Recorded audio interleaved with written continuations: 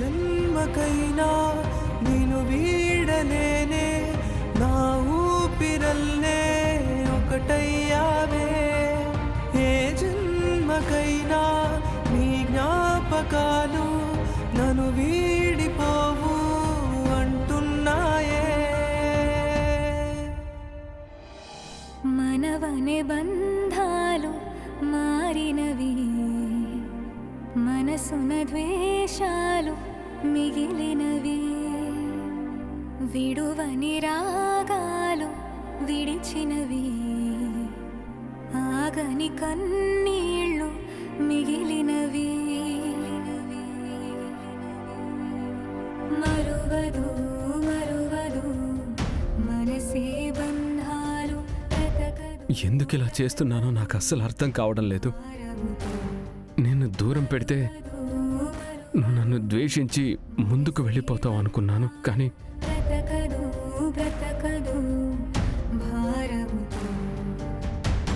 నువ్వు నా దగ్గరకు వస్తున్న ప్రతిసారి నా ప్రాణం పోతుంది భూమి.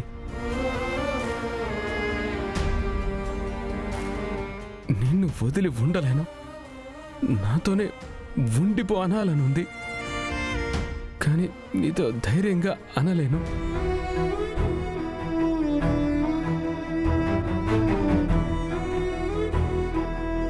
కానీ ఆ మాట చెప్పే హక్కు కూడా నేను కోల్పోయాను.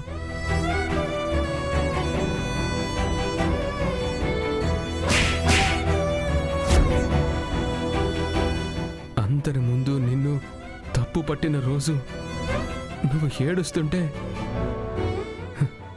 ఒక రాయిలా నిలబడ్డ రోజు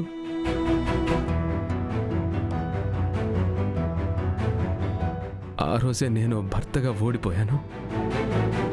నిజం తెలిసాక కూడా నిన్ను హక్ చేసుకొని అన్నీ వదిలేసి హక్ చేసి క్షమించు అనలేకపోతున్నాను.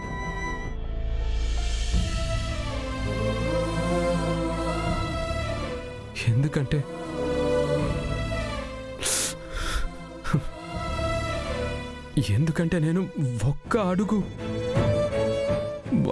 నీ వైపేస్తే నువ్వు నా దగ్గరికి పరిగెత్తుకుంటూ వస్తావని నాకు తెలుసు.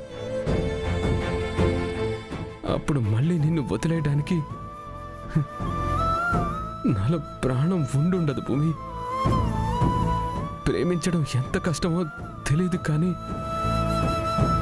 ప్రేమించిన మనిషిని మన చేతులతో దూరం చేసుకోవడం నరకం.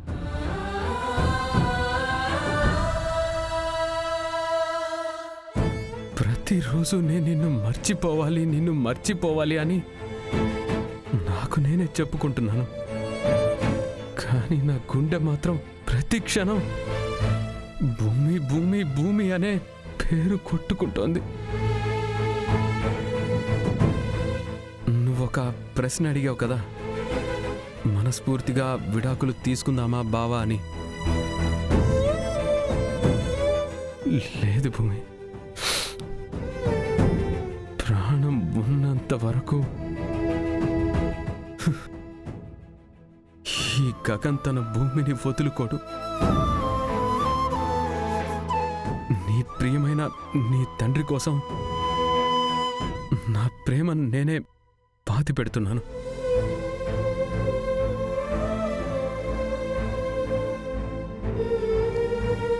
నిజం చెప్పు గగన్, మీరా వచ్చి నీతో మాట్లాడిందా? పూరి పెళ్లి చెడగొట్టింది భూమి కాదు అపూర్వ అని చెప్పిందా?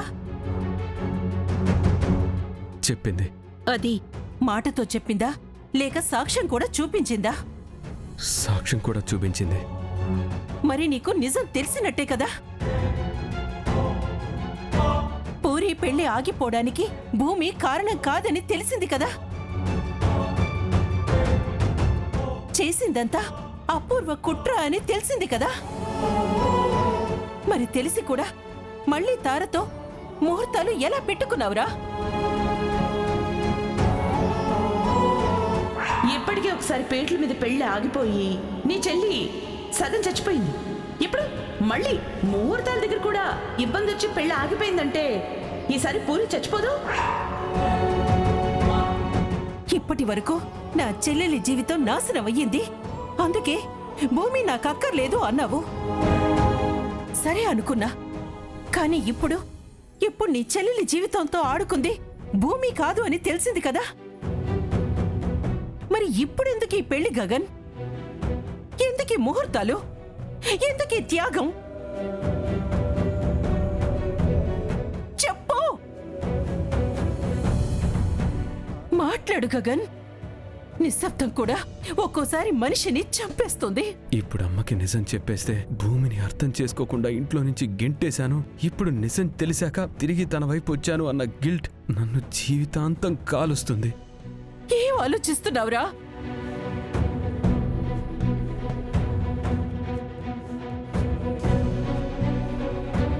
అమ్మా, ఎవరో వచ్చి చెప్తే నేను నమ్మేయాలా?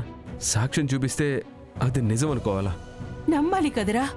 ఆ రోజు బిందు శివల పెళ్లి విషయంలో ఏం జరిగిందో వీడియో చూపించింది కదా. ఆ రోజు కూడా వీడియో చూపించారు కదమ్మా. ఆ వీడియోలో భూమి మాట్లాడిన మాటలు తీసేసి వాళ్ళకు కావలసిన మాటలు పెట్టి నీకు చూపించారు. అయితే ఈ వీడియో కూడా అలాగే చేసి ఉండొచ్చు కదా. ఇప్పుడు సడన్ గా వాళ్ళ మేనత్ ఎందుకు వచ్చింది? ఇన్ని రోజులు ఎక్కడుంది? ఇన్ఫాక్ట్ ఈ ముహూర్తాల ముందే ఎందుకు వచ్చింది?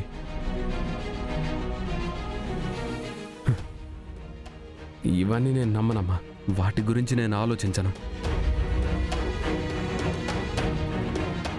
ఇంకా ఆ భూమిని నేను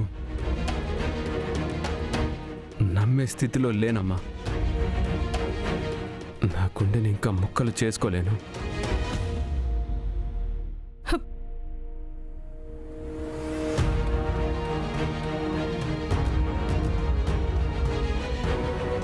ఎందుకమ్మా, ఎందుకు ఇంకా అన్నయ్య మనసు మార్చాలని చూస్తున్నావు? ఈ పెళ్లి ఆపాలని ఆ భూమి ప్రయత్నిస్తుందమ్మా. వాళ్ళ మేనత్తను కూడా పంపించి నాటకాలు ఆడిస్తుంది. అవేం నువ్వు నమ్మకమ్మా. అన్నని తప్పు పట్టకమ్మా, ప్లీజ్ అమ్మా.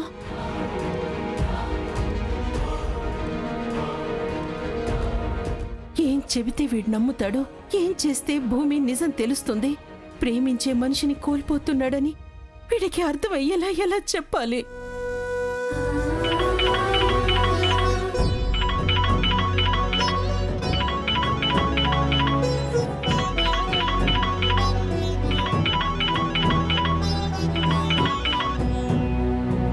హలో, నేను అఫిలియేషన్ కమిటీ నుంచి మాట్లాడుతున్నాను మేడం. ఒక్క నిమిషం అండి. భూమి, భూమి,